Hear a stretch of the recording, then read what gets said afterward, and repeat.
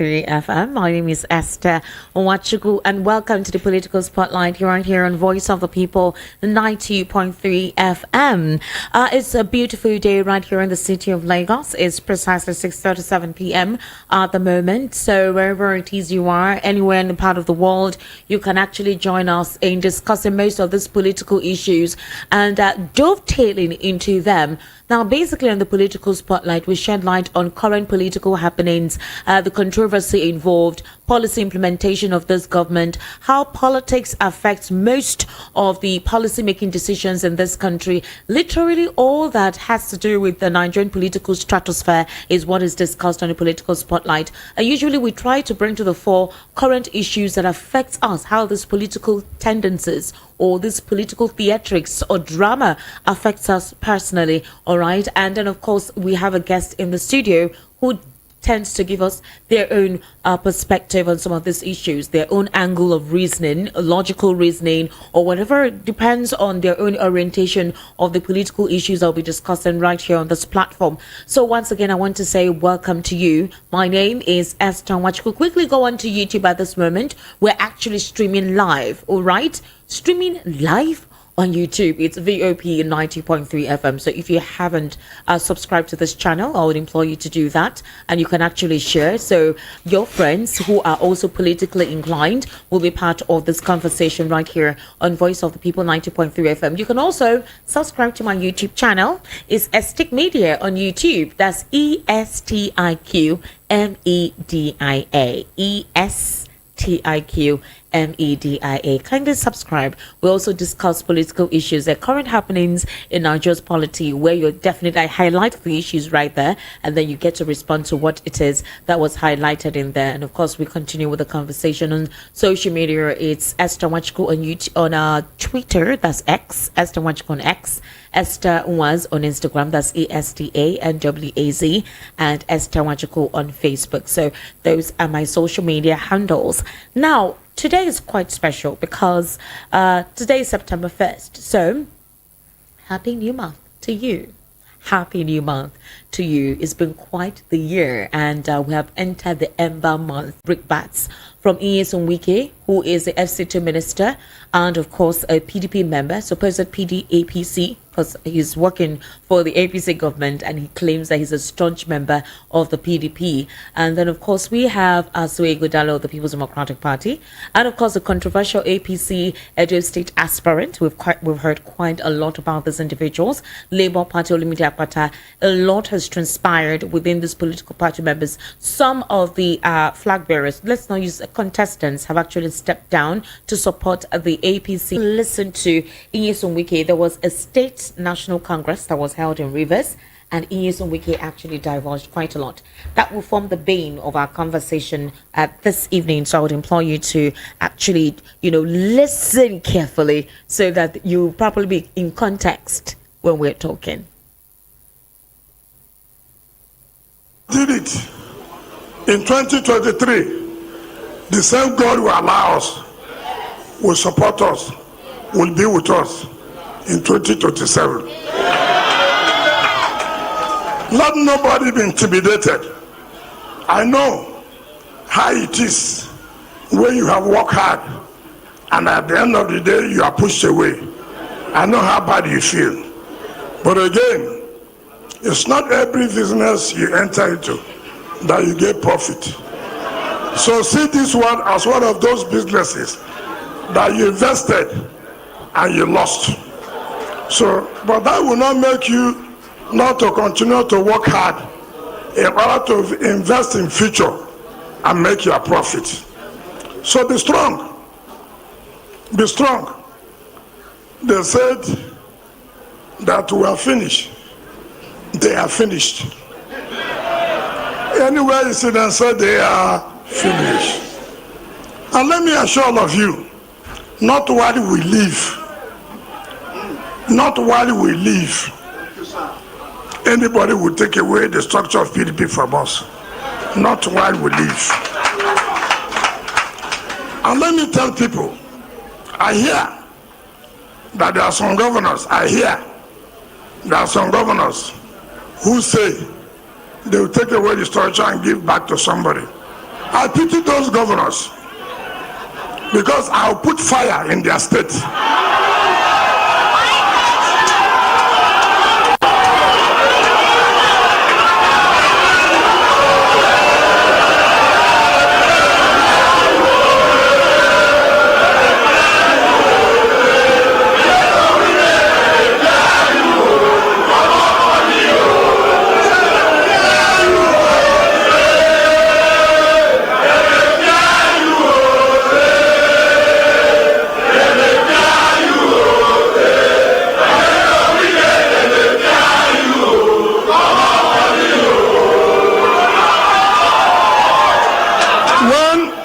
When God has given you peace,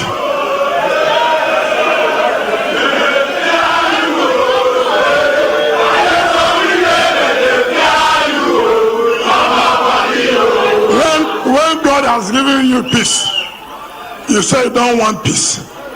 Then whatever you see, you take. I don't understand.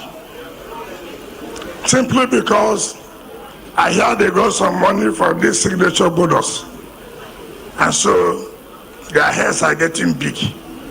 That you put hand in my own state. Prepare, because I have the capacity.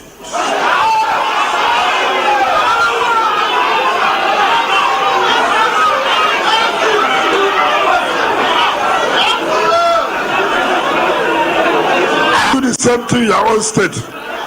Whether you are from Bauchi, I don't give a damn. Whichever state you come from, as far as I know that you are trying to put yourself in River State, your hand will get burnt, and you will never sleep in your state. You will never do governance again. You will see political crisis as far as PDP is concerned. So I've told them, now you have started. When I will start, don't say I'm the one that destroyed PDP. You are the one that are trying to destroy PDP.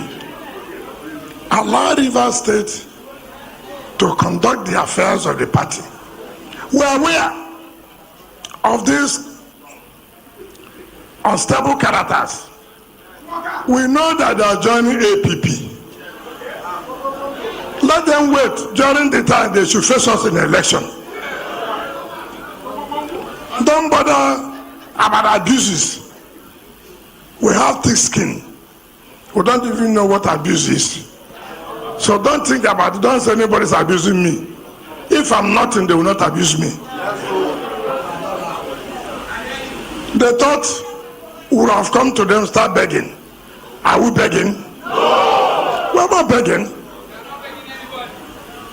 Let them go and see what is happening in Abuja, so they know. If we are talking about politics in Nigeria, we are more relevant than them. If today I say I will move to another party, it will be a tsunami. But we have said we will remain where we are,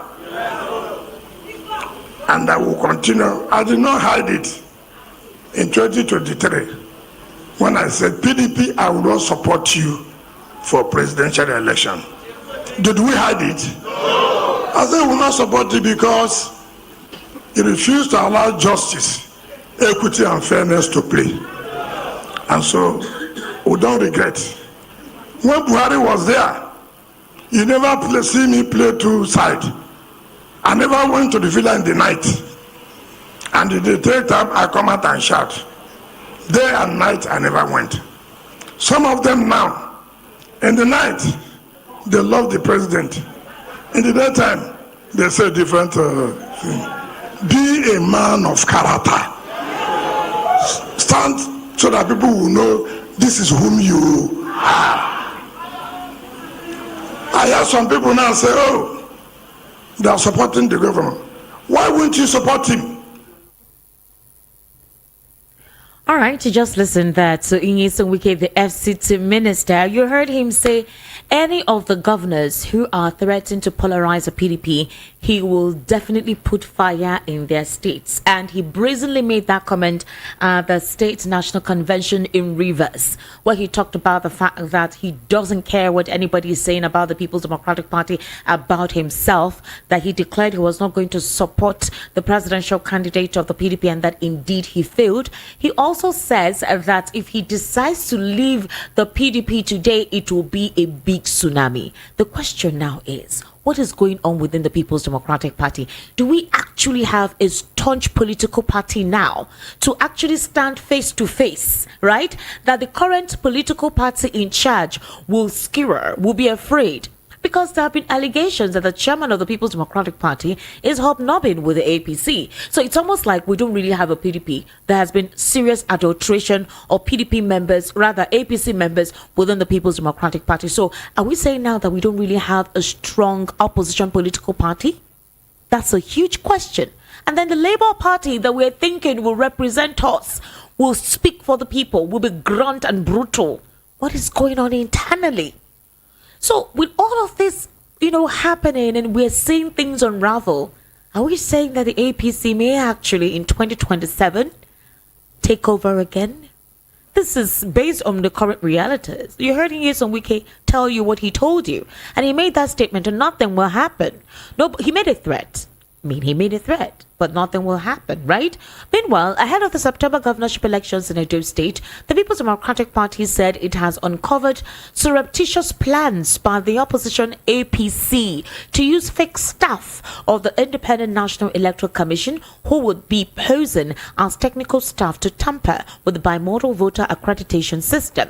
Now, the state PDP chairman, Dr. Tony Azegbemi, made the allegation yesterday in Benin City, while briefing journalists reacting to the PDP allegation of APC plotting to rig the election.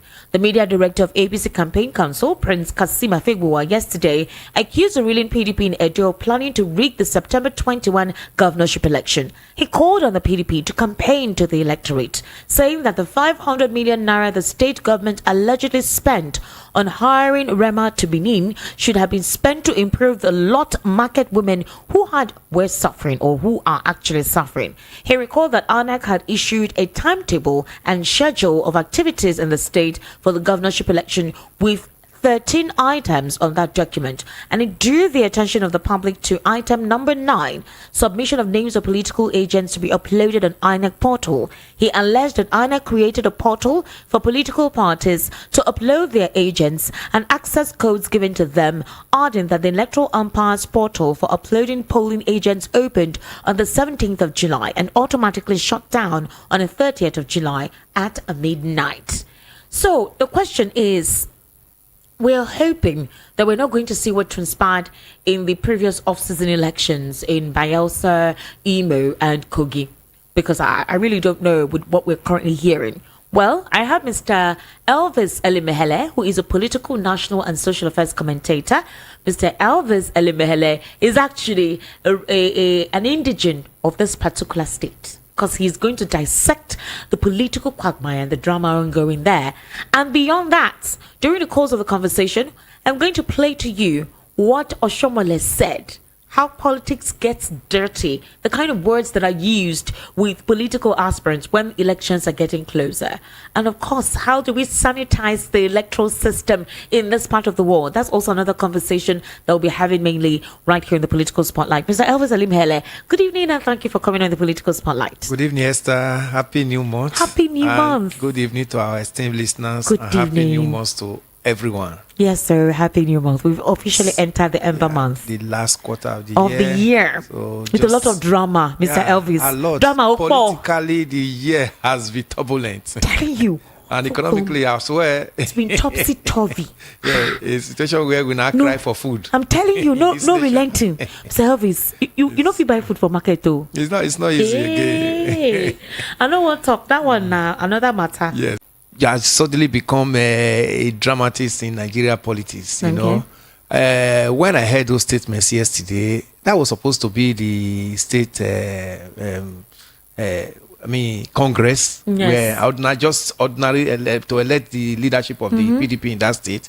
But he turned it to, using it to start insulting his political allies in order, and even insulting governors, He has just left the seat as governor of Rivers State. He was the executive governor for 8 years. If you have issues in your state, as by now, everybody would have thought that he's supposed to be another state man who will work towards making rivers conducive for river peoples to enjoy the dividend of democracy. Coming with some of his gang boys and trying to pull down the existing government of the day. These are things that ordinarily we are not supposed to welcome in a political system. If you are campaigning for an issue, campaign for an issue, not coming to pull somebody down, releasing statements like we know they don't go anywhere, it's our part. Nobody says you should run. You run out of PDP. Nobody is pulling you out, pushing you out. You are even the one that accepted job from APC. Good. There's nothing wrong about that. Let us even say. And he said he doesn't regret it too. He has said it, but do not use your position as one of the ministers under APC to pull down the progressive will of PDP in Rivers State. You actually work for PDP to become governor in Rivers State quite well. If you have issues with your political godson, by now everybody have flogged this matter. He's no longer a political godson. No. In quote, I believe he brought him as a political godson. One would have expected that by now Wike should have listened to the voice of the elders and find a way to resolve this matter. Good enough. Fubara is focused, he's doing his job. The buck stops on his table as the executive governor of Rivers State, and he has at least the first 4 years to deliver. He must do that because the crisis between him and Wike must not rob the Rivers people of the dividend of democracy. That's the major thing. The people voted for him, for them to have a respite in most of these things. But with the comment he made there on that platform, nobody is going to say anything. Nobody would question him for making such an utterance by saying that. Do you know what he just alluded to, or what he just literally disclosed to us? That the political upheaval in Rivers State is basically his doing. Yes. By that word that Nyesom Wike just made, right there at that particular state congress, you're literally saying that anybody who tries to possibly unseat you, make it uncomfortable for you, tries to frustrate you despite you having good intentions, that you're going to put fire in their states. And you're in Rivers. You're making it known that whatever it is that's happening is not going to stop you from controlling affairs. You heard his supporters hailing. Esther, the issue there is that PDP itself, the leadership of PDP has not done the needful. Done the needful? Have you seen Damagum? Have you heard the stories that have been going around for in the case of Damagum? The PDP, this PDP had this kind of problem in 2015. Immediately they lost that election. Alimodi Sheriff was then the chairman of PDP. To pull him out was became an issue. PDP was almost gone before people like even the Wike himself now and former governor of Ekiti State, Ayo Fayoshi, and some others rallied and were able to smuggle Alimodi Sheriff out of the wheel of PDP's neck. PDP, now began to think of how to reposition themselves as the major opposition party. Then they just lost the election. Mr. Elvis, now we have Damagu again and sitting tight and saying that Damagu, you just came in as acting. Now, they also have a Congress where the chairman of PDP will be elected and a new leadership will come on stream. But look at what he's saying. There are about 33 court cases, from PDP members and the so-called executive, this so-called acting executive that is holding. Mr. Elvis, did you hear what Ugo Chinyere said about Damagum? Yes. How the leadership of the PDP are literally sold off. Are not being with APC members. Yes. So it's obvious that we don't even have a strong political party at all. It also feels like Atiku is on his own doing what he's doing, but not necessarily with a strong backing of the PDP. So if the PDP that is supposedly the next opposition, that is after the APC, that is a supposed strong opposition, major opposition to this ruling government. Yes. And if it feels like they become spineless, soon, they no longer have the will, their leadership has been compromised, then what political party can stand a chance against the All Progressives Congress? That's where the drama comes in, Esther. That's to tell you that there is another that the owl cried last night, and the baby died this morning, and it was caused by all these things you are seeing are, designed by the ruling party to make sure that no other party have that strength to withstand whatever comes. The ruling party says that they have no hand in what is going on, that they are facing their business. They will not come and tell you that. There are political scientists who calculate all this. Let them be in disarray so that whatever we are doing, they will not even have the strength to challenge us. Look at what is happening in Nigeria. End bad governance protest. It became an issue. People are in detention. This way, all this, even this bad governance we are talking about, is supposed to be led by the opposition party. Look at in South Africa, it's the opposition party. Even in South Africa, it's opposition party rally around. Look at what Julius Malema is doing in South Africa with his party. Rally the people around and say, no, this policy of the government must not fly. But what are we seeing here? We are seeing that the past presidential aspirants are the ones that are talking for their various parties now. Obi is the only one talking in Labour, and Atiku is the only one talking in PDP. That brings us to the big question: where are the executive members of these very political parties that are supposed to act as opposition to the ruling party? Where are they? They have gone down the drain, because every day, he has even said it there, some of them only bear the name as, oh, I'm the chairman of this opposition party in daytime. In the night, they go to Aso Rock and do something. That's what he said. He has also said, because he knows what they do. That's why he could come out and say it exactly this way. So the political party, especially the opposition political party, are supposed to look inward.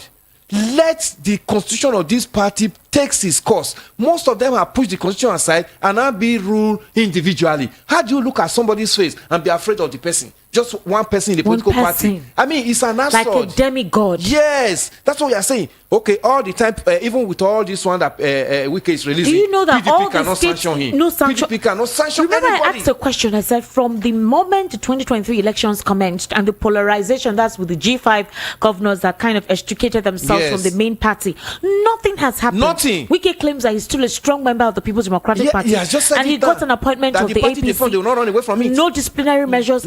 He boasted. He said, let me see which PDP member will come and say they want to impose punitive measures on me. Yes. What does he know that we don't know? It's almost like he holds the PDP by the spine. Yeah, he's literally whatever he says is basically what happens. He made a statement here. He says that if he should leave the PDP, it will be a huge tsunami.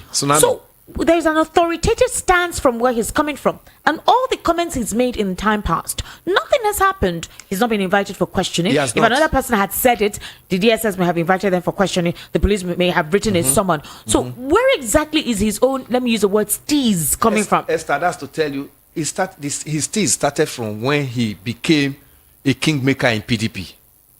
He worked against the removal of his brother, which is Secondus, as PDP chairman. Then those as at that time, his decision favored were beating the same drum with him. They never knew that the drum beat was just beginning.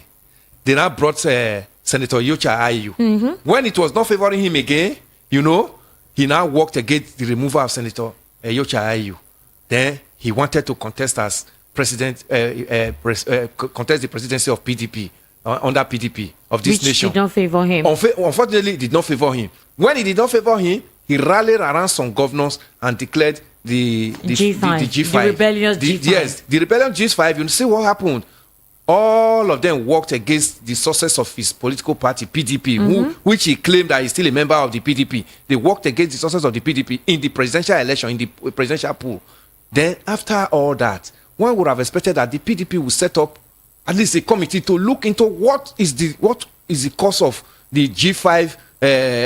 What led to our failure regarding the existence of G5 that just sprung up after Wike lost his primaries. Nothing came up. So they have given him the boldness for him to. We're waiting for a panel to be put together. Over the years. Now he has become so bold because he's not talking from the presidency. All this one is saying it is just that the gun a little child shoots.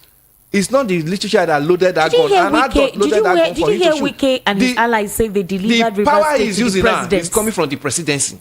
That's why he can boldly tell you that he will cause trouble for another person's state. Esther, look at the threat he's giving to Bauchi State governor there, that he will set fire in his state. In his state. I mean, as ordinary minister, appointed minister Esther, do you remember that Bauchi State also have ministers in this cabinet? Somebody from somewhere, a minister is saying he will set fire in another person's state, and nobody is challenging him. That's to tell you that all this power is wielded now is coming from the presidency. Let's not shy away from this. Everything that you see that is happening in PDP, the present administration, the ruling party has a hand in it. So are we saying now that we no longer have PDP? No, because if you have somebody who is like the spine of the PDP working for the All Progressives Congress, if you have some of the executives within the PDP hobnobbing with the APC, then it means that the PDP is now concentrated. Absolutely. And possibly an APC political party, just a different name. That's what we're afraid of. We're afraid of one political party in this nation, but we are heading there if care is not taken. Look at Dino Melaye, but a week ago cried out that PDP is gone. PDP is dead. It seems like it. Now the PDP picked that against him and said they are going to sanction him. Why are you sanctioning somebody that is speaking the truth instead of you to sanction those people who have brought PDP to his knee? Why is Damagu holding on to this position when you were brought in as acting chairman? What is happening to Ayan? Senator Ayan, the man who went to contest as Imo State, the Secretary General of PDP, he contested as governorship candidate of Imo State, and he lost the election. He came back again and took his seat. Why don't you use your constitution, at least even for another thing, let your constitution speak the truth to the power in your party, that if this is wrong, punish that person, sanction that person constitutionally, and not begin to afraid. You are doing selective justice. I mean, in a political party, then you think others will be happy about it. Okay, they set up some committee, that the disciplinary committee and all of that. Okay, they made Chief Tommy Kimi to head the disciplinary committee. But Chief Bode George here in Lagos is saying that he will not work with Kimi. I mean, we are talking of reconciliation. If you actually love your party, you should have talked, okay, let us put aside our differences. We want our party to flourish. You are saying that you have been in this party, you are older than Chief Ikimi, and you cannot work under Chief Ikimi. Is that what we are talking about? We are talking about, I mean, committee, anybody can head the committee. Committee is just to make peace. But now, even the so-called committee they set up now and other is already having cracks, which means the desired result is not going to be expected. So these are issues. PDP should go back, lock themselves in the room and speak truth to themselves, bring out their constitution, read this constitution to the understanding of the so-called PDP chieftains. Are you referring to those who are not supposedly the loyalists of Nyesom Wike? Exactly. The core PDP members who are, let's just say, in the middle. They're not pro. Okay, you see those lawmakers today. Yes. We don't know where they belong. We don't know where they belong. They told Nigerians that they've defected to APC. Today, if you see those people that were hailing Wike there now, they are the people, they are part of those 27 local, those 27 lawmakers are part of them. And every other person you see there, they are the one that when Wike is coming into reverse, they find a way to galvanize their supporters to make sure that Wike is coming is like the landing of a majesty. What are we talking about? There is an existing governor in that state who can, push him out all his 8 years in Rivers. Amechi was completely silent. Not just silent. Amechi could not come to Rivers. Is it not just because I don't know how he did it. He just eroded Amechi out of Rivers. Esther is gangsterism. Any governor had the power to do it. It's just that Fubara does not really want to start fomenting trouble the way Wike wants that trouble to be fomented. Are you sure it's the fact that Wike has been able to cement himself in the Rivers that he feels that Fubara can't do anything? He doesn't have that executive power to have done that. The executive power of Rivers State belongs to the sitting governor. That sitting governor can, ostracize him just the same way he did to Amechi. Oh, yes. He has the power to do it, but this man does not really want the crisis between him and his godfather to have issues with the development of Rivers. Did you hear the words that Wike said in that state? Did you hear the words Wike made in that? Yes. In that in that state Congress? And you want to tell me that it's not coming from somewhere? It's coming from somewhere. And you want to tell me that he did not express to us, tell us vividly and boldly that the political upheaval in Rivers, he is basically the one who is in charge. He is in charge. He's the orchestrator. And he has people that are beating that drum beat for him. They've already given him that drum for him to go and beat. Did you hear the supporters? His supporters are there, but the presidency is playing a role here. How do you think this will affect Edo elections, especially for Aso Ighodalo? Well, we are hopeful that the presidency will give us a level playing field for all the political parties. You're hoping the presidency? Yes. Why would the presidency give you a level playing field? No, that's how it's supposed to be. By the time you win an election, Esther, from a political party, you are not supposed to be carrying the toga of that political party. You are talking about Nigeria now as your constituent as your constituent, as the president of this nation, is no longer supposed to be talking about APC. He's talking about Nigeria, because the whole Nigeria gave him that power. So that's why I'm saying the presidency must give Edo people a level playing field for them to be able to elect their own choice, not impose. Without imposing. Not impose. Or not having using some all their machineries. Not using their machinery. You know, they hold the INEC, they hold the armed forces. They should not use it to foster the unpopular candidates on the neck of the Edo people. It will become issue, and it will lead to what crisis. And I would actually like to know what the Edo likes for Edo State. Yes. Waiting that they do for Nigeria generally, we know they do one for that side. I want to hear what Edo people go talk for this matter. I don't know if they've been following the political trend or the political culture since this, election campaign came up.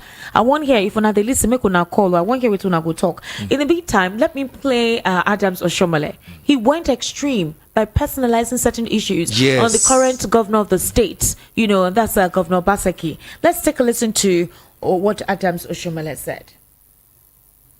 I was shocked yesterday to see Mrs. Obaseki, the first lady, saying that our candidate has no wife. She is the most, I'm sorry that she had to say that, because here is a woman who has no child. Between him and Obaseki, they have no child, they are childless. They are even not ready to adopt. I mean, I don't blame anybody who don't have a child. But people who have love for children, they go to a motherless home and adopt children. They have not adopted. They are both in their 60s. So you married with, I don't know whether it's a contract or whatever it is, but they have no child. Now, this is what I have been saying. The question is this: what has "you have no child" got to do with the political terrain in Edo State? I mean, why bring in their personal struggle? Why bring in a family issue into this whole thing? I didn't even know that Obaseki had no children. I'm just hearing it now from Adam Soshomele. So just because you're privy to somebody's personal struggles, you brought it up as part of your campaign, to create a sense of disillusionment or to put aside supporters of the PDP. What exactly was the modus operandi for such a statement? It's so shameful, Esther, very shameful, and it's so denigrating that Oshomole could go to this extent of. Oshomole. Are you the giver of children? So just because she hasn't adopted, then that means she's not a lover of children. Are you supposed to? The Bible says children are gifts, inheritance from God. That's what the Holy Book says. That you have children is not because of your own making. It's not because that you have the power for you to do this. You see, people don't know. The good thing, Esther, I'm sitting here comfortably in this studio this evening because whichever way the two major political parties that are contending for the governorship of Edo State swings, it favors me. I'm from Edo Central and Manesama. The two major candidates are from that same senatorial zone, and they are both Esan persons. So whichever one that goes, whether PDP or APC, I'm not bothered. But the issue here is the best must be for Edo people. It is not this pulling down, telling somebody have no child. It's what does that have to do? When you are campaigning, you campaign with issues. What the people of Edo State stands to benefit if I happen to be in Osadebe Avenue, that's the state government of Edo State, what I'm going to do for the people. But here you are talking about the person who have no child. I mean, of what relevance is that to the Edo people? I could tell you, Esther, you could come here, Mr. Evans, it's enough for you. You are old enough to go and marry. Yes, that's even in the church, the pastor, even our pastor sometimes in the church tell me, brother, when are we going to cut your cake? Eat rice. But not saying you don't have a child. I don't know. This divide and rule in Edo State that what we are seeing today came ever since Oshomole became governor. But most people that are living in Lagos here or other part of Nigeria do not really know. They don't really know what we are going through since Oshomole came in. Edo is a homogeneous state before now. All right. We have the Edo North, Oshomole, have had it for 8 years. It is normal that we allow some people, the Edo Central, to have it this time around. Oshomole was seriously against it. But today now he's junketing on the podium, telling people that the governor and his wife, Governor Baseki and his wife have no children. I mean, when did they suddenly love the Esan exactly. people? So the people of Edo State have to look inward and actually know who is actually telling them the truth in this campaign, because we want to hear campaign of issues and not campaign of mudslinging, bringing down people, especially mocking them with those things that they are freely given by God. Exactly. And it's not by your power. Exactly. Do you use your power to make children? So And even the same Oshomole that is talking, this woman who gave Oshomole children today that he's celebrating, is an Esan woman. Let Clara, he's from Ewohimi, is from Esan. And today Oshomole sees Esan people as, second class, wanting to tell more second class in that state. But thank God for the Edo people who stood their ground and said, no, it must work in this form for equity's sake. The 3 senatorial districts must begin to have it.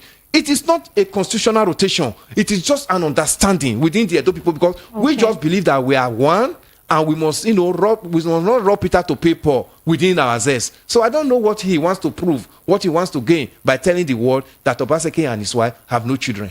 It's really sad when politics becomes this dirty. I know it happens in the US too. In the case of Joe Biden, they used his son.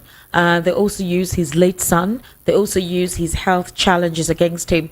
These are what opponents usually do in politics. But in this particular case, you're not directing this particular matter with, if you're talking about incompetency, fine. We understand that you're talking about the incompetency of Obaseki, where you give factual instances of Obaseki being incompetent. But you now going ahead to say that this is basically why you think this particular family, are who they are, because of what somehow they've been denied of. And you don't know the struggles internally that the family has been going through. It's I would say it's really down. It's really very poor. It's shameful. It's very shameful. It's embarrassing. So embarrassing. It's on his path. I would say that it gave no sense of dignity. The Adams Oshomole that we used to know literally seems like he's been stripped of human sympathy. He's been stripped of having that sense of consciousness for another person's struggles, regardless of what cheap score points that he wants to have. Now let's look at the situation again. Remember, I told you that it is potent for us to have another political party that can stand shoulder to shoulder with this current administration. If we all continue to complain of the inadequacies of this administration, of the supposed incompetency, if we continue to complain, if those who are not happy with how this administration has been handling things, then what is the next line of action? You say, okay, fine, 2027, we go to the polls, isn't it? Fine. Which political party would stand against this administration or this party that you claim you are not happy with? If you have the PDP adulterated and balkanized, then the Labour Party with its internal struggles. In fact, I want to read out something that was recently said by the one of the Labour Party individuals, and that's the person of Kenneth Okonkwo. Now, before Kenneth Okonkwo made that statement, he said something that Abure is destroying Labour Party. And I recall that there was a time Peter Obi tried to see how he could resolve the internal crisis within the Labour Party, because it became like the Labour Party was no longer having that voice. And a lot of supporters of the Labour Party kind of turned down because they didn't understand where the party's direction was heading. Now, Kenneth Okonkwo, of course, he was a former spokesperson for the Obi Dati campaign organization. He blamed the party's national chairman, Julius Abure, for the party's crisis. He accused Abure of turning the Labour Party into a personal business. He said the party has no elected officials at the ward, local government and state levels because Abure appointed leaders of the party across the nation contrary to the party's constitution. You recall the national convention that was held at where Ineni, where INEC even said they were not told, they were not informed about it. Peter Obi too wasn't part of it. Some Labour Party members, staunch members, couldn't be part of it because due process wasn't followed through with. Now, he further stated that Abure and his executive have hijacked the party that was supposed to represent the interests of the masses and workers. It was quite a very long one. Now, a couple of people tend to think deeply into what Kenneth Okonkwo is saying.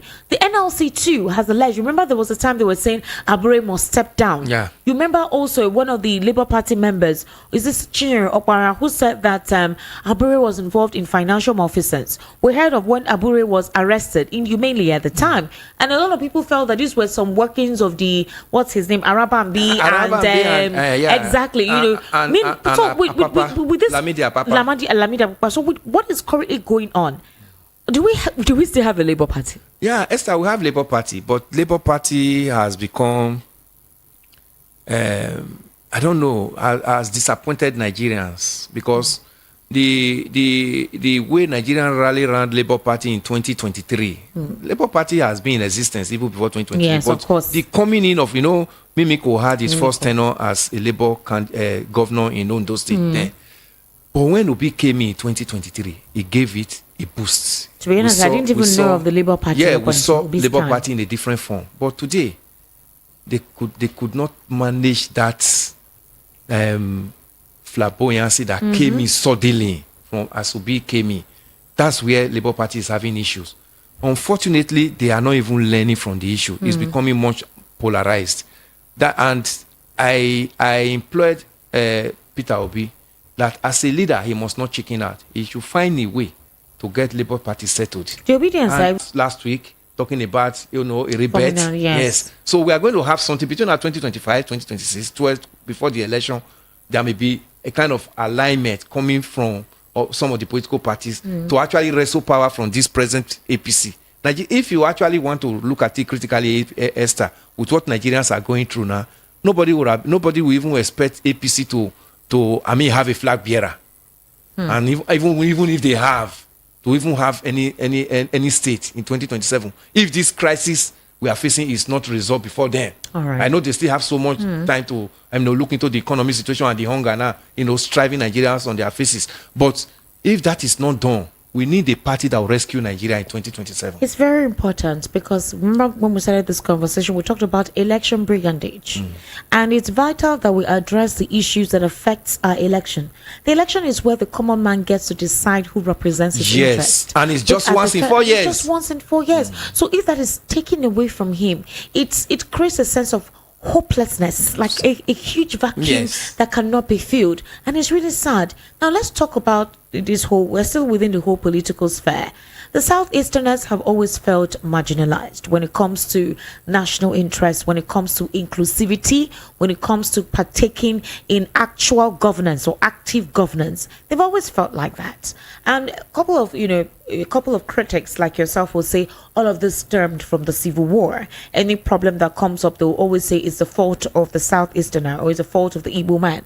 Well, Ganduje, Dr. Abdullahi Ganduje, spoke recently on these concerns, the concerns of the Igbos feeling left out. That is the Southeasterners feeling left out when it comes to politics. He maintained that the majority of the people living there are to blame for their own marginalization.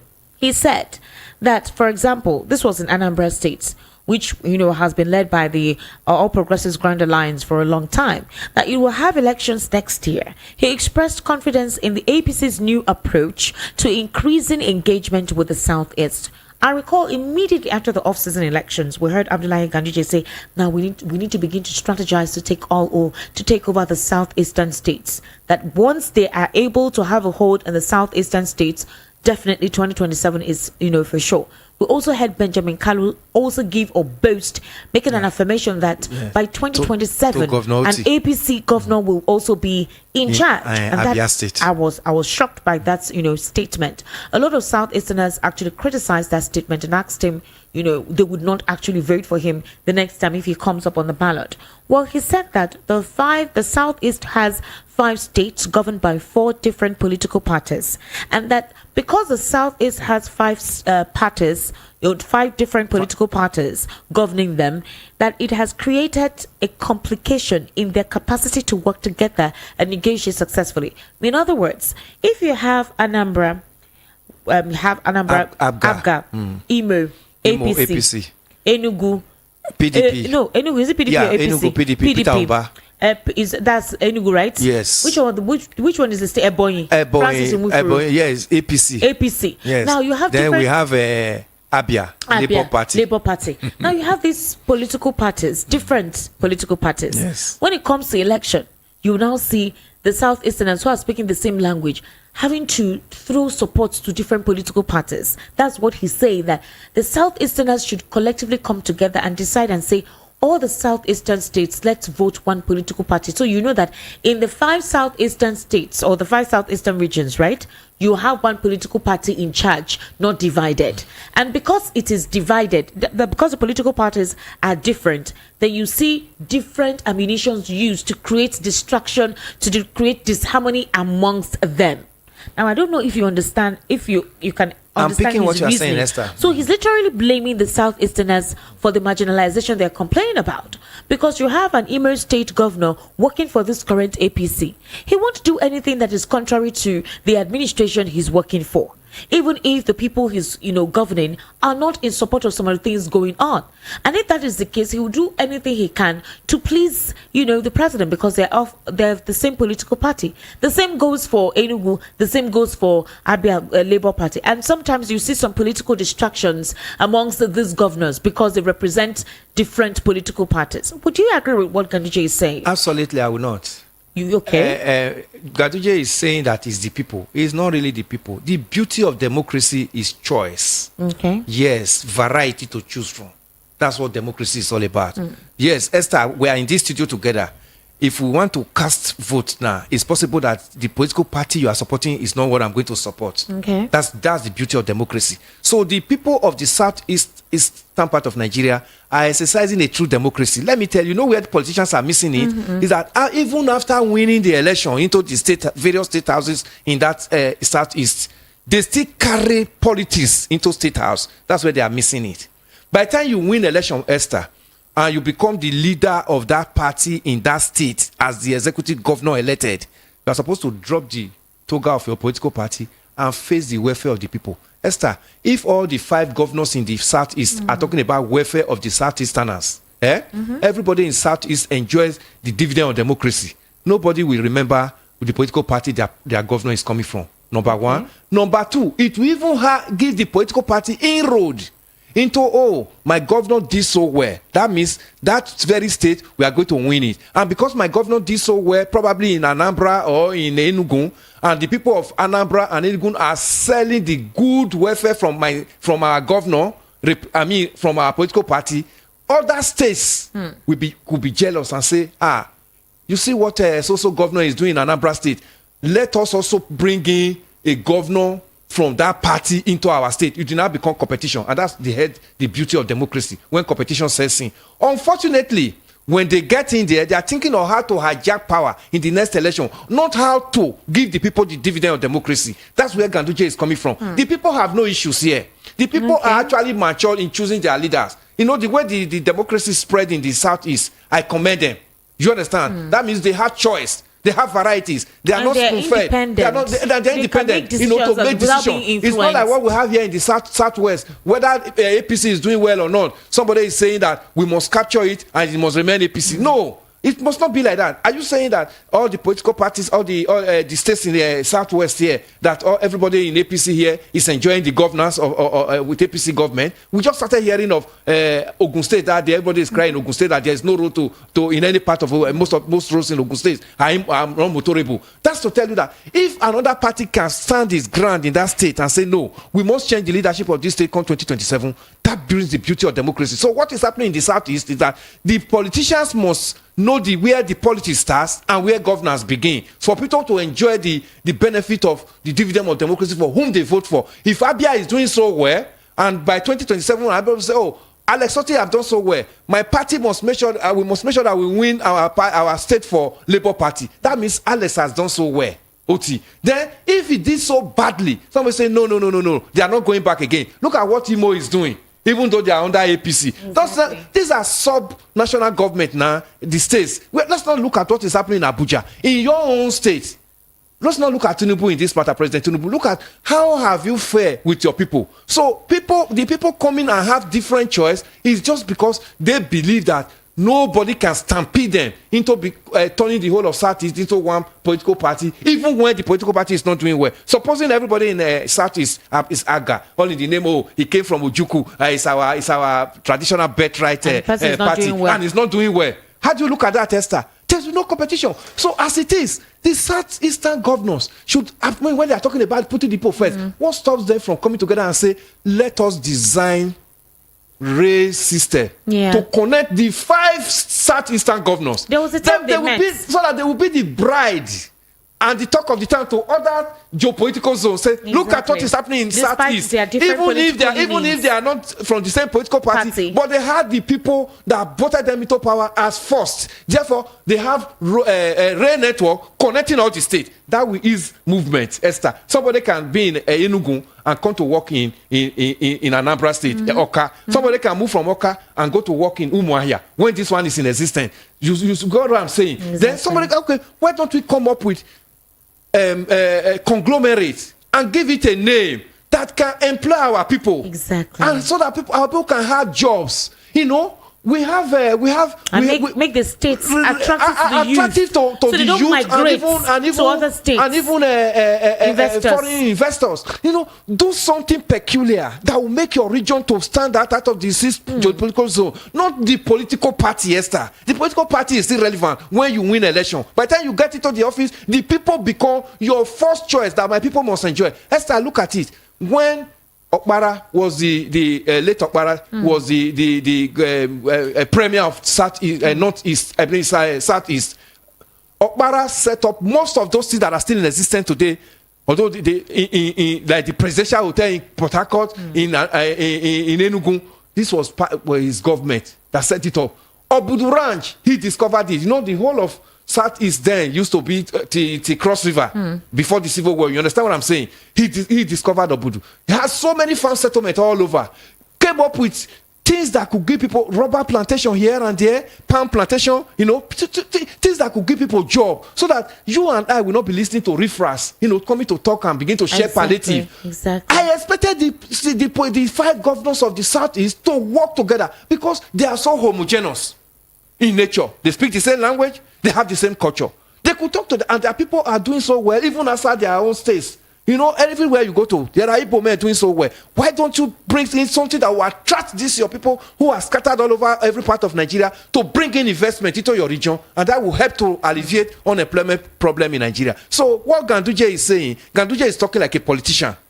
That's what he's saying. But the governors, I expected them to work together in harmony and demystify whatever want to grab all the our APC must grab all the states in the Southeast. It's irrelevant. What the people of Southeast should be saying, that we want a government that will give us the true dividend of democracy, which we stand to benefit as citizens of that part of Nigeria. Mr. Hafiz, that's quite a lot that you said, and I actually hope that they are listening to reflect they most should. of the recommendations that you just asserted now, because it's quite important for that mindset to be had amongst the Southeastern states governors, because at the end with their of the homogeneity, exactly, at the end of the day, people always ask questions. The Southeastern governors, even if you're always complaining that we are marginalized, do something for yourself. Why don't you come together and create a seaport and create a port? Or that there's no representation from the federal level, that you feel that maybe due to some nepotistic situation or tendencies, that this is the reason why that marginalization and isolation is that, okay, fine. What are the state governors doing to prove that the Southeast can independently sustain themselves without whether the having federal government recognizes them or not? That's what I'm saying. They can create ports within and say, okay, our people import things in. So you don't have to wait for the federal government to implement those projects. Waiting for federal government and complaining like an orphan. The complaint is the fact that when it comes to, for example, seaports or even airport, most of them from the federal level. Even the airport, remember Owerri Airport was the contribution of them. They built Owerri Airport by themselves. They could do more. They could do more of that. Yes. We had only one airport before, Enugu Airport, but they said no. You have to have a second one. They could do more. They could, look at Aba, an industrial hub center. Why don't you open up Aba for the whole world, another part of Nigeria? Look at Inewi. Inewi is not a political headquarter of anything. Inewi is known for spare parts and other. Even though Labour Party went to do a kind of kangaroo, congress in Inewi, we have never heard Inewi as a political headquarter in this nation. Look at Inewi. Open it up. People go to fabric. If you get to there's practically nothing they cannot fabricate when it comes to motors and engines. Exactly. Open up all these things. That's what we have right here in Lagos. So those are the things the governor should be talking about. The governors of the 5 states of the Southeast. All right, Mr. Elvis, quietly, aptly put. Thank you so much for that. I hope they are listening. I hope they're able to implement these recommendations that Mr. Elvis actually gave here. A couple of people may not agree with you. They may just say, "Oh no, because they are towing political lies." Exactly, or they just want to because have it's benefiting their own them. nation. They want to have their own nation. The whole Biafra agenda. We want to just be on our own. We don't trust anything from this government. But something has to start from somewhere. It has to start from somewhere. For how long will the complaint continue? And if the federal government does not recognize you, if that isolation continues, what happens to the young people with what is currently going on? All right, let's look at this conversation, because I need to open the phone line so we can have a lot of people, tell us what they think about what we've been discussing. Now, you know that the End Bad Governance protest is coming up, right? Yeah. No, rather, Absolutely. we've concluded with the End Bad Governance protest. Shoyinka is telling us that on October 1st, you have the fearless one. Now, there's a popular human rights activist, Hamzat Lawal. He revealed that from the Kaduna. next wave of the nationwide protests in Nigeria will not occur on October 1. Lawal highlighted the worsening economic conditions in Nigeria as a driving force behind the planned protest. Lawal questioned the transparency of government spending, particularly concerning the funds saved from the removal of fuel subsidy.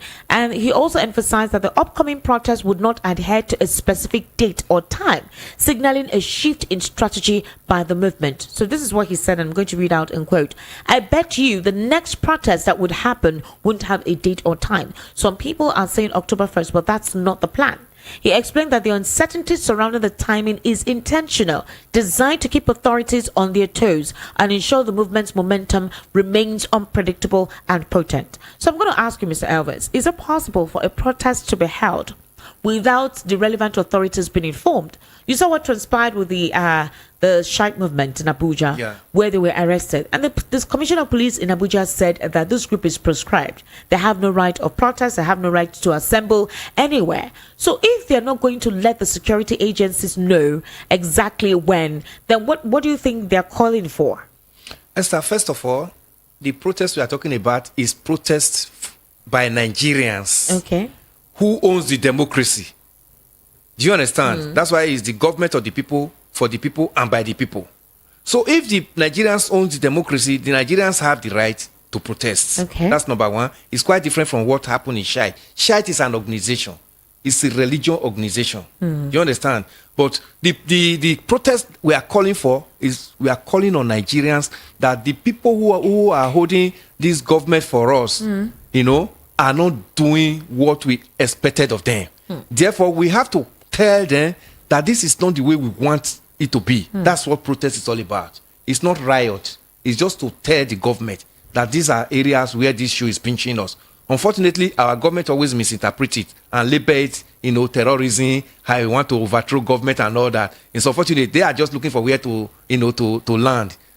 I have to commend News Central TV for that town hall meeting that they organized. It was good.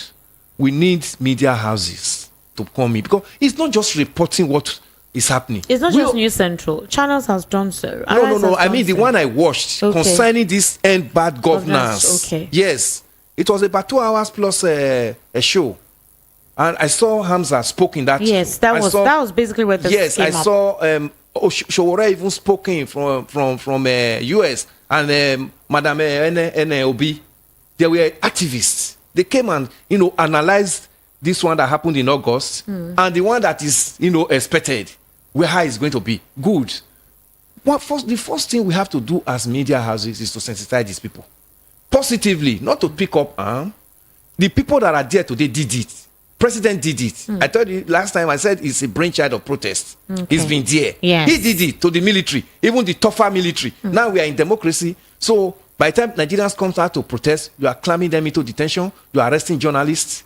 It's an aberration. Journalists matter. That one. No, too, I mean beating them up. I mean, surprising. because we are gatekeepers. Right? We are gatekeepers. We must let the people know what is happening. So such town hall meetings should come up often to continue to sensitize these people. So protest is not supposed to be something that we have to begin to inform the government, Esther. Okay, so yes, we don't need to inform the government. You don't need to have what you call following protocol, writing to the police. What is protocol? Government came out with those laws, to gag us from protesting. That's why they came up with such laws. You understand? If we are protesting. We are not rioting. We are not hijacking the government from you. We are not selling message to you, which we also want you to go back with your cabinet and analyze. Okay. So such protests must be allowed. Even in state, even in White House, there's practically no day. Practically almost every day, there's protests at the front of White House in the US. We saw some in Downing Street in London going on. Protest is not an issue. But the government in power, the way they interpret protest is what always lead to some of these things you are hearing. You have to inform the police. We have to restrict you to a venue where you have to stay. No. That's not protest. That's an aberration. You don't gag people in democracy. Let people have their free will to talk to the government that this is what we want and this is exactly how we want you to execute it. Because if it is going the other way, it is no longer the government of the people. And that has taken off the definition of democracy from being in existence. So people must not begin to look at government must give us guidelines to follow in protest. All right. Yes. Now, you remember the whole certificate situation where the Minister of Education has actually said that some schools have been banned from having to distribute certificates to, students who actually subscribe to their institutions. And they said that right now they're clamping down on those institutions because they're not legally recognized. The government has said that they will no longer tolerate certificate forgery. But quite a couple of analysts and political stalwarts have said that in this administration, we have quite a lot of them with fake certificates. We have quite a lot of them right now in government with uncertified documents that prove to be certificates. That's basically what it is. And in reaction to that, the People's Gazette recently did a disclosure. They said that the X account of Chicago State University up till now is still closed, that the account is blocked from the public's view since it made the decision last year in August restricting access to its content to only followers. And, whenever you try to access it, it tells you the posts are protected. Now, a notification telling the general public that the institution had locked its X handle from the general public reads, "These posts are protected. Only confirmed followers have access to our Chicago State posts and complete profiles." So you tap the follow button to send a follow request, which makes them have to access you, right, that profile before they let you in. Do you think this was because of the barrage of what Nigerians did at the time when they were, barraging them with questions and having to understand if indeed, the president, got his proper certification from that school? The reason why I'm asking that is the fact that these are part of the contentious issues. Say about such situation. But you and I, if we are looking for a job, the first thing they tell you is that NYSC discharge certificate. But somebody is a minister, he has not even completed his or her youth service. Exactly. I mean, how do you look at? So if they want to be factual, first of all, we want to see their CV. Okay. Yes, in the public domain, because they are serving us. If I want to recruit, I have a firm I want to recruit, I'll call for vacancy, and every candidate that comes in, he has to show me his CV. We want to see this CV, and Nigerians should be able to critically, analyze this CV and be able to do, is this genuine? If I tell you I graduated also here, how old were you? Okay. I mean, can you show us some of your course mates, our classmates? In Nigeria today, we have even the city president, nobody knows his classmates. Nobody can tell you that we're in the same classes in social school, in primary and secondary. So if that kind of grievous mistake, somebody was picked up very early in the morning as he was coming into this nation, and he was, incarcerated and questioned over all that. All that time you were doing that, nobody could fish it that this is not the right person that we're supposed to pick. Then somebody continued and stayed as the head of such organization. But we have just seen the new leadership of the DSS now and the NIA. Let us just give a benefit of that some of this kind of mistake in quotes, whether it's deliberate mistake or actually mistake in the genuine form, will not repeat itself, because Nigerians cannot begin to allow this type of agencies that we look onto, to give Nigerians formidable information and intelligence information that will, guide this country again from some of these crises that we face. To some accounts telling us some of these things. I mean, if an agency of this nature can tell you this, what happened to somebody that is in the a kidnapped victim in the jugular of kidnappers? I'm telling you. I mean, how do you think that this kind of organization will be able to come up with credible intelligence to rescue such persons? So it shows that there are too many cracks and too many laxity in the system, which the government must, let the leadership of such organizations sit up and do his job. Everybody that is involved in this operation by now should have been sanctioned. Should have been sanctioned. If it's where things actually work. Yes. We have opportunity of saying it now, because this guy is a very senior colleague too in this industry. Yes. If it was ordinary man, you will not even hear. You don't go here but now. Because he's he's a journalist and where he has actually worked too. That's why it became news now. Let it be an ordinary person they picked up in the street now. They'll just finally say, okay, sorry, it was a mistake. And the person will even be happy that he has been released. He won't know that his right has been trampled upon over all that number of hours. He was detained without, coming up with the genuine information on why he was arrested. So these things must not repeat itself.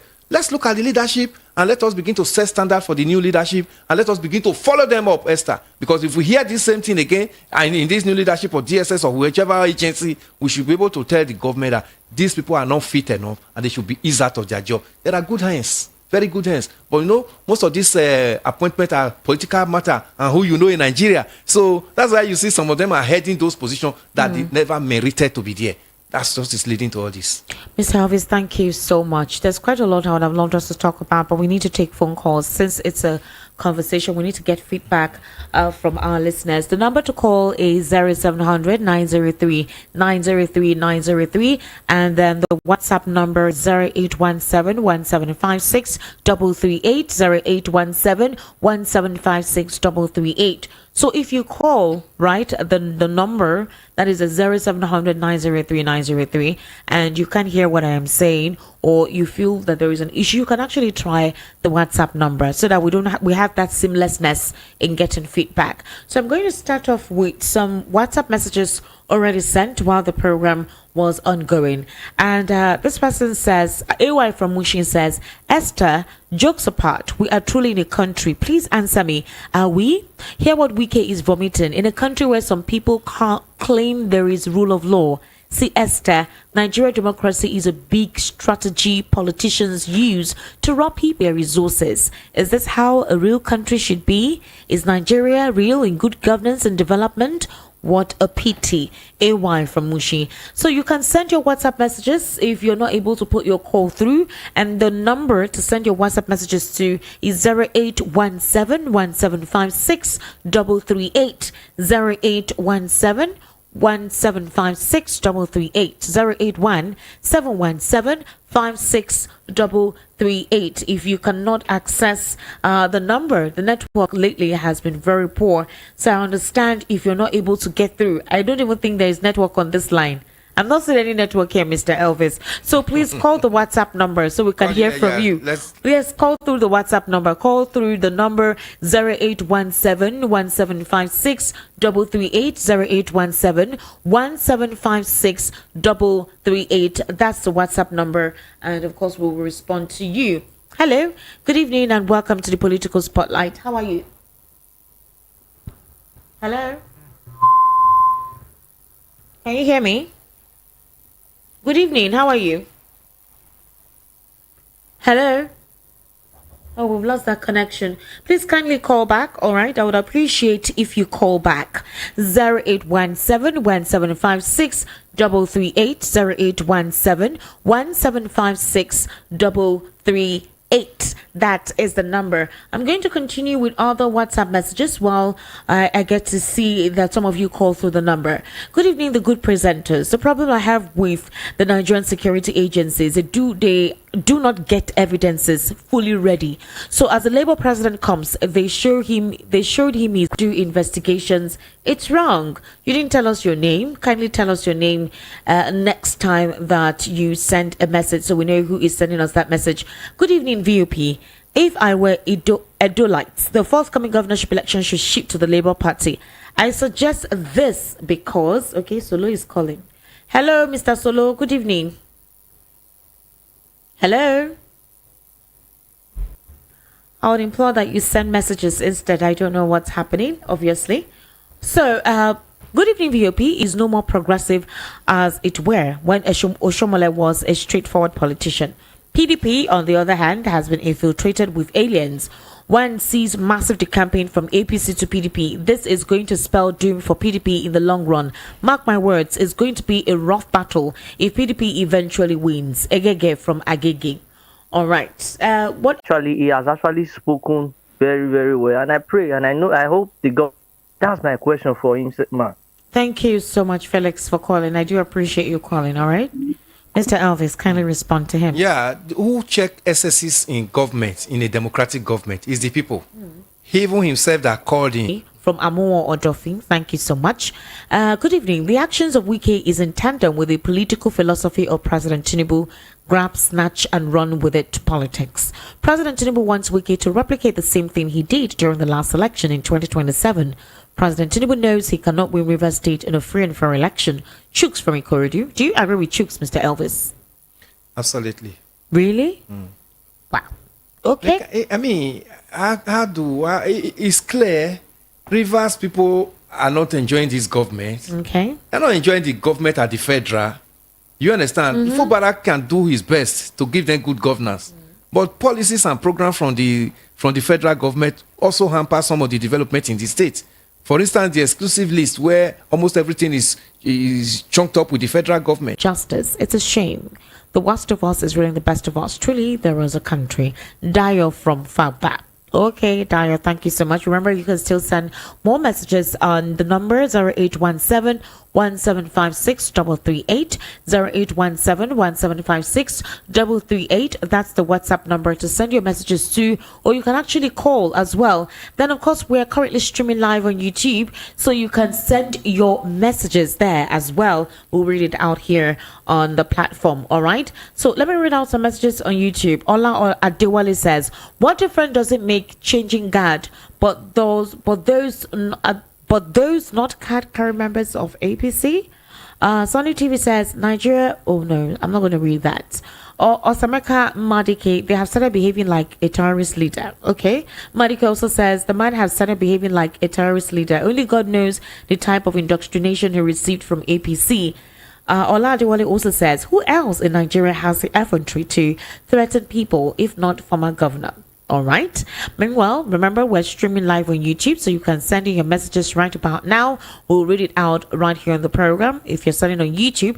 And the WhatsApp number for you to send your messages to is 0817 1756 338, 0817 1756 338. As regarding the situation where we talked about Nyesom Wike and his, honesty in being whom he is, and you also made mention of the fact that whatever it is, whatever stem it is that is fusing him is coming from the presidency. A couple of other persons too have attributed to what you said that is coming from the presidency, that he has that support, that backing from the presidency. So is this one means through which they can balkanize the PDP, make it truncate the party as a whole, and make sure that there is no strong opposition, against the APC?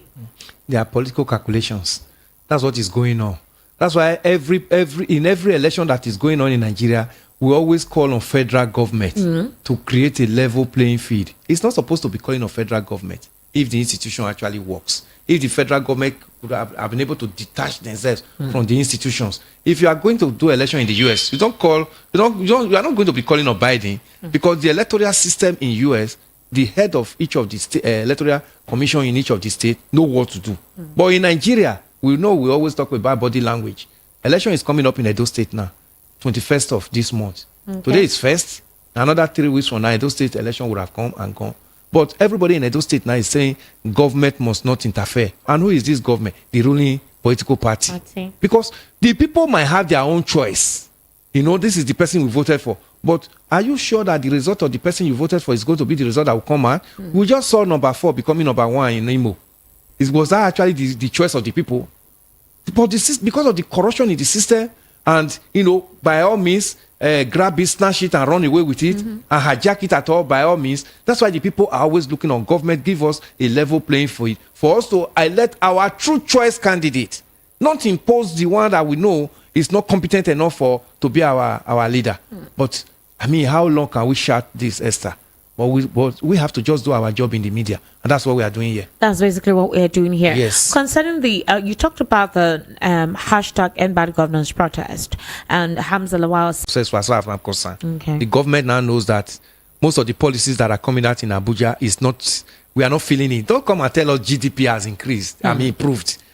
His GDP, as the pent rubber of Gary, the cost of pent rubber in Gary in the market, has it improved?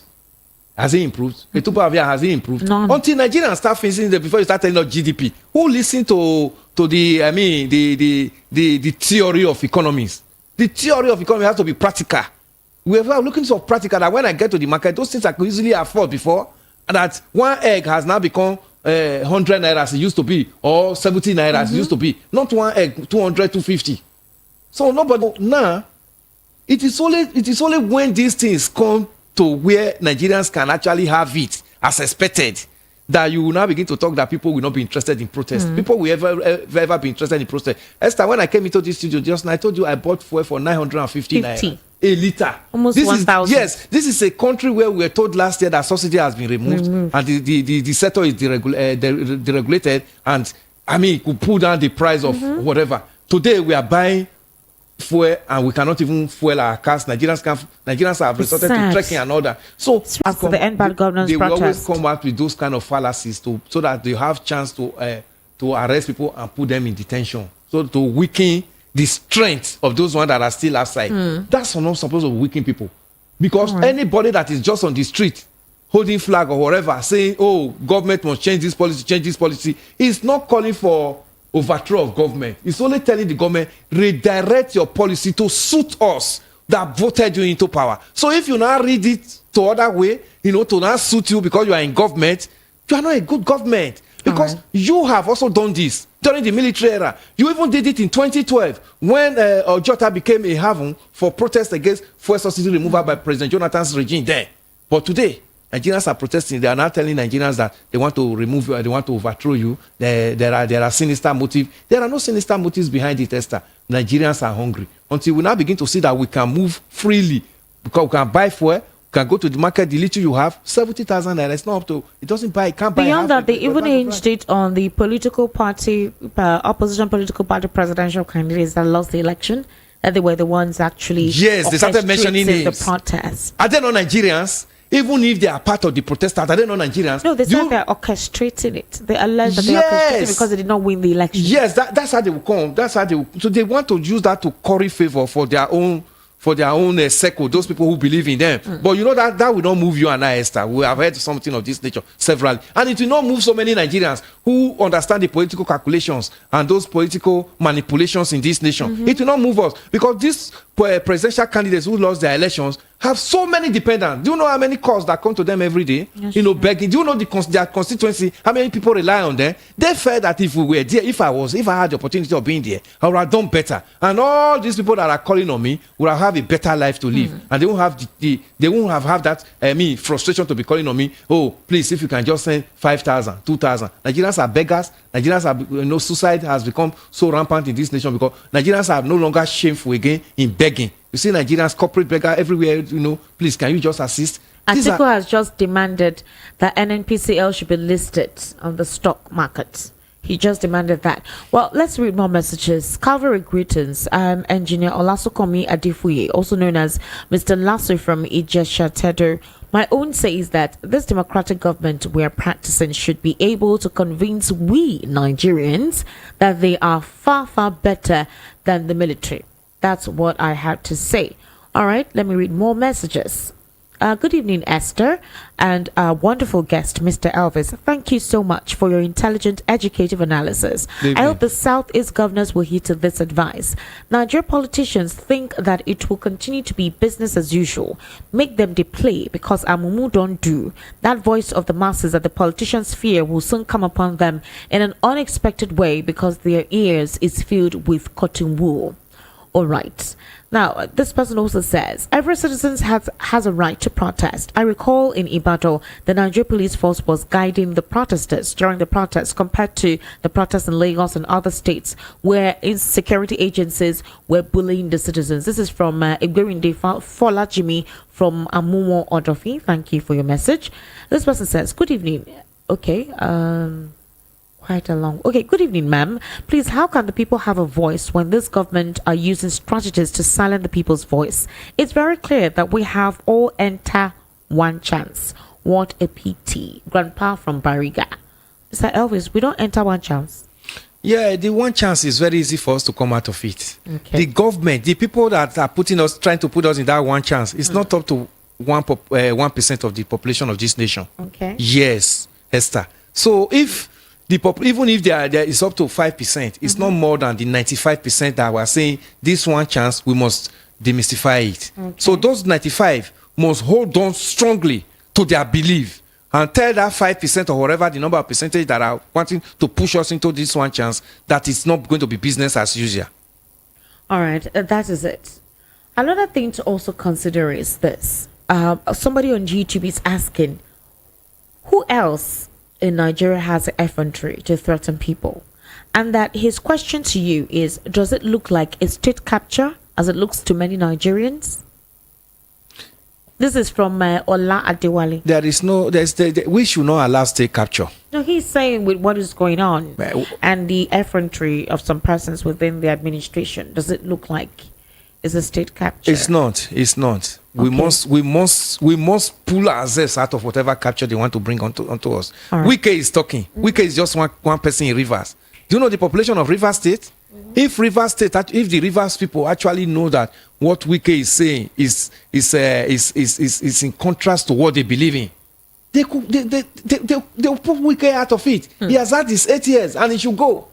Like Oshomola is saying, talking in my state, Edo State, he has had his 8 years. If APC has been so good, I mean, with the Edo people, who would have had Obaseki come from PDP?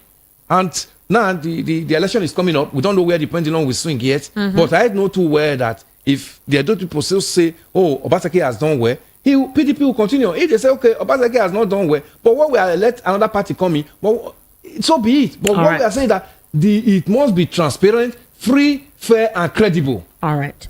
Let's see this. Oshomala's statement against Obaseki was too immature and insulting. If Mrs. Obaseki uttered a curse against his own children, it will stand a Biodun clock. All right. Hey, this person says, Esther, let this government just thank God that my grandfather is not alive. He would have given them something really terrible. You did not put your name. Oh, please be putting your name. All right. This person also sends a message. Oh, wow, this is long. All right, let's do this. And as witnessing Ijoba Bajue, but how long shall it last? Do you know what Ijoba Bajue means? I don't understand Yoruba to that Please extent. kindly interpret for us, I beg. Help us interpret what Ijoba Bajue means, okay? Thank you. Esther and your guest, I greet you fundamentally. I greet you too fundamentally. That is strong. I always knew that Wike would not win the fight against Governor Fubara. He has played God long enough, and I know that God must have been watching him. Even in 2027, Wike would lack much relevance, except he decides to still pitch his tent with government, which I'm sure would still return using their rigging strategy. They sell fuel for 810. Well, Mr. Evans said he bought fuel today at 950 naira. 950 at a fuel station in my area. But Esther, I have always questioned why those buying fuel with kegs like us will be forced to pay extra fee for keg. Please, let's address this menace. James Ogbonna from Oshodi. Mr. Elvis, somebody said that the problem of Nigeria is Nigerians. They take advantage of themselves. Somebody has said Ijoba Bajue means 419. All right, thank you very much. Bajue, yeah. It means 419. Okay. So what would you say to this? He said, for example, he wants to buy fuel with keg and it's more expensive. Now, why is that the case? Is the society that Nigerians have found themselves. Do you understand? You see, that's why we say when you are bringing up a child, try and get a formidable society that child could have positive reasoning and thinking.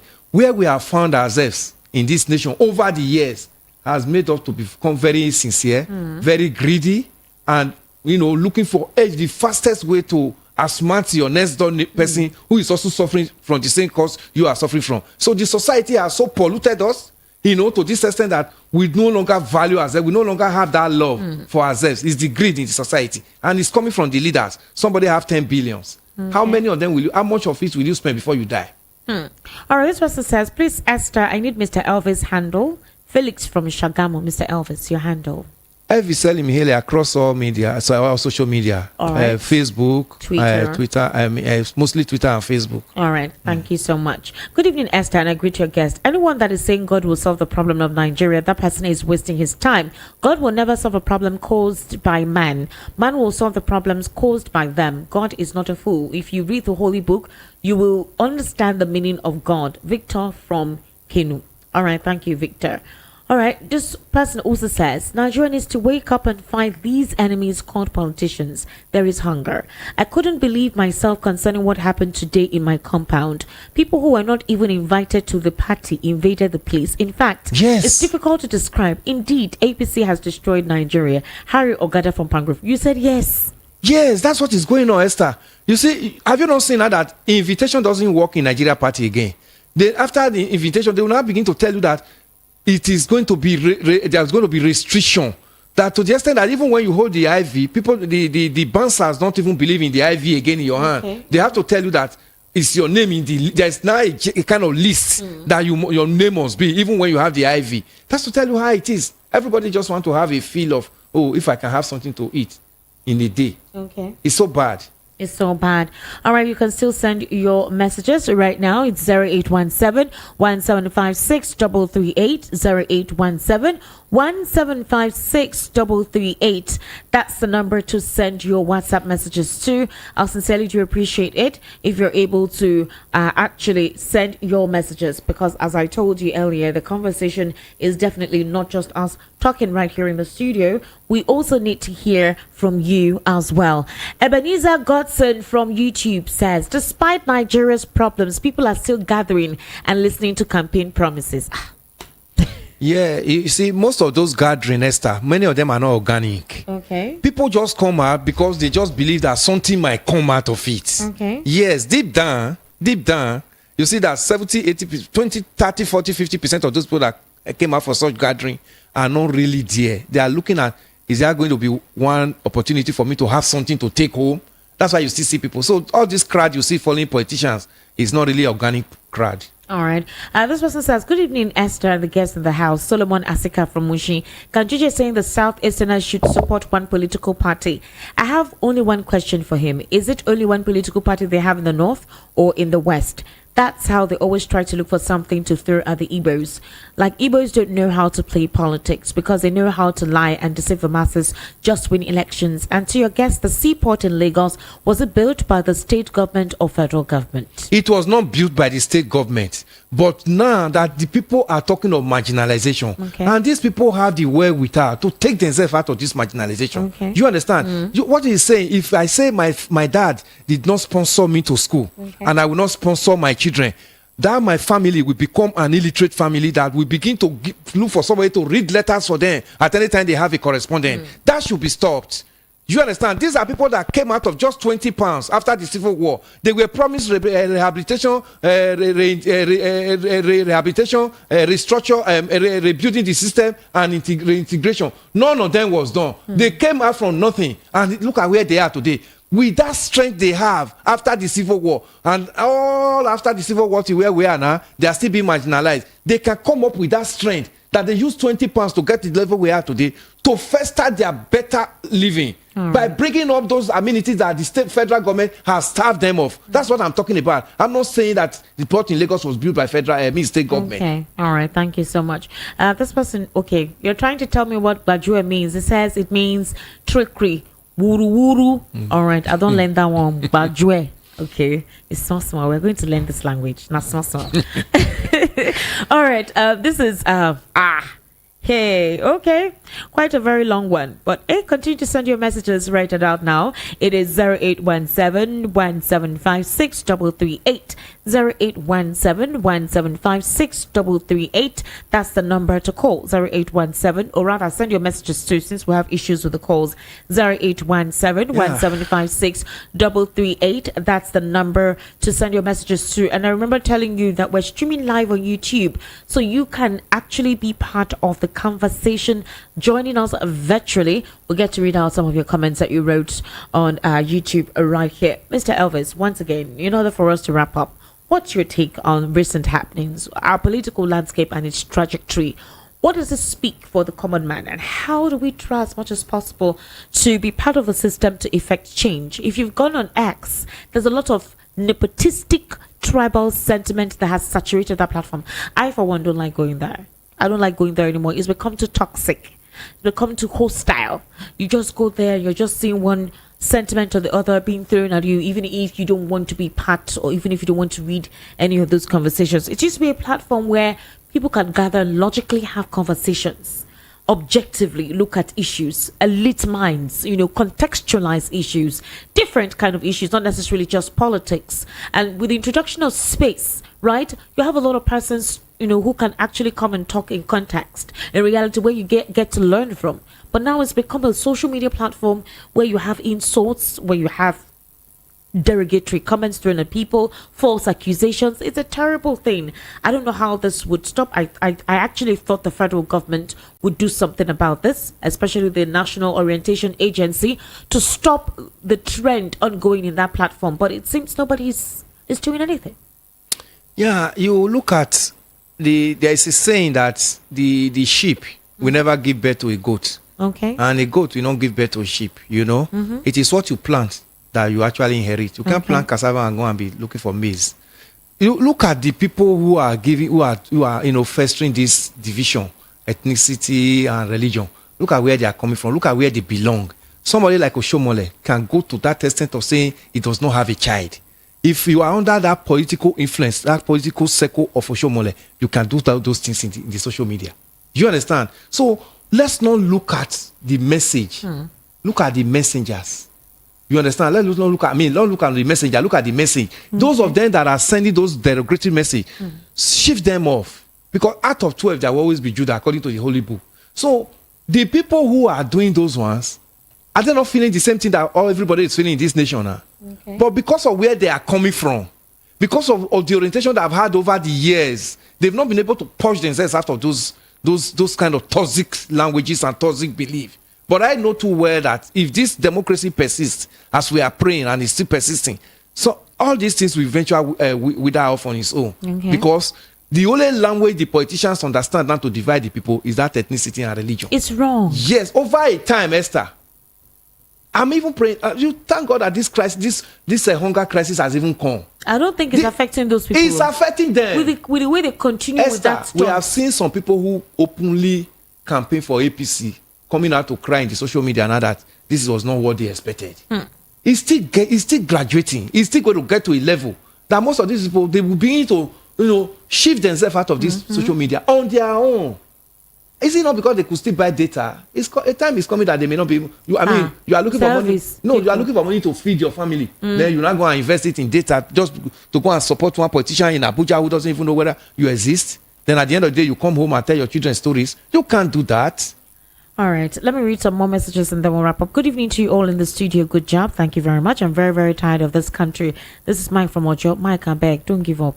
We need you to continue to hustle, to have faith. It's important. Esther, do you remember the go and die statement that Oshomole told one woman trader when he was governor? Help me ask your guest if he also remembers that the APC candidate in the last Edo election, Mr. Ezeamu, made mockery of Obaseki concerning their childlessness. Yeah, he said it. Which I believe gave Obaseki sympathy votes. Yes. Since when has somebody's personal challenge become a criteria for election victory? It's only in People Edo should State. not laugh at people's predicament. That is no longer politics. Nobody's God. It's only the APC people in Edo State that can openly come out and start mocking somebody that you have no child. This may spell doom for the APC in spite of what Mrs. Obaseki said. No, Mrs. Obaseki did not say anything. James Obunna from Ushudi. She has not responded yet. So I think you're trying to say this is no longer politics. Nobody is God. This may spell doom for the APC. Yes. Okay, in spite of whatever she responds to. Yes. That is If she decides to respond she should not even respond. To Oshomole. Let Oshomole go with his mindset. He should not even respond. All right. Oshomole has brought so much divide and rule into that state. People outside the state will not know what is going on in that state. But some of us who are from that state, we actually know that this man has not helped that state.